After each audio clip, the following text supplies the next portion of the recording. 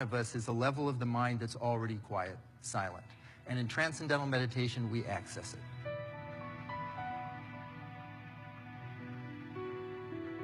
So do you prescribe this to people now? I use it in my office for my patients all the time. They don't always take the advice. It seems too simple.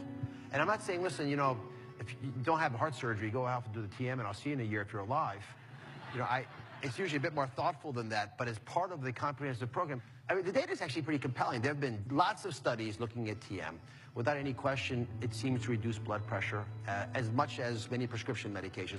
And if I can give you a solution that reduces blood pressure, which is the #1 cause of aging, that doesn't require medication, I think we ought to take advantage of it. What does the science say about what it does to the brain?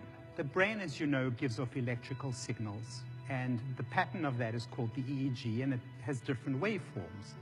And this certain slow waveform is called the alpha rhythm, and it's associated with peaceful self-reflection. So TM is promoting this alpha power in the frontal part of the brain, and moreover, it's promoting something called coherence. That is associated with very great efficiency and effectiveness. Now, the really interesting part is it bleeds over into our everyday lives, so that the effects are not just while you're meditating, but they're prolonged and they're continuous. Your prefrontal cortex now is activated.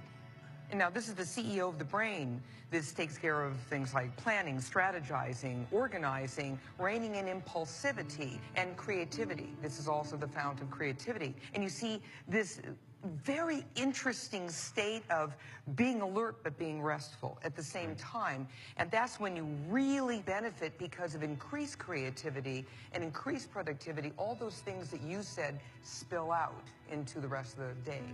You know things are going to come at you.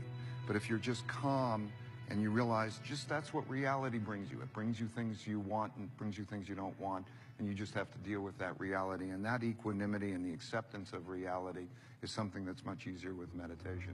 Meditation, more than any other factor, has been the reason for whatever success I've had. I use it as a tool to make me more effective in the way that I manage my time.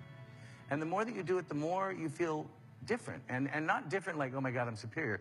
It's just like, you know what? I'm a little bit more in charge of my destiny right now. I'm maybe a little less likely to feel tremendous disappointment or anger or anguish at the situation at hand in the restaurants. And it's more like it gives me a wider base from which to see more opportunities.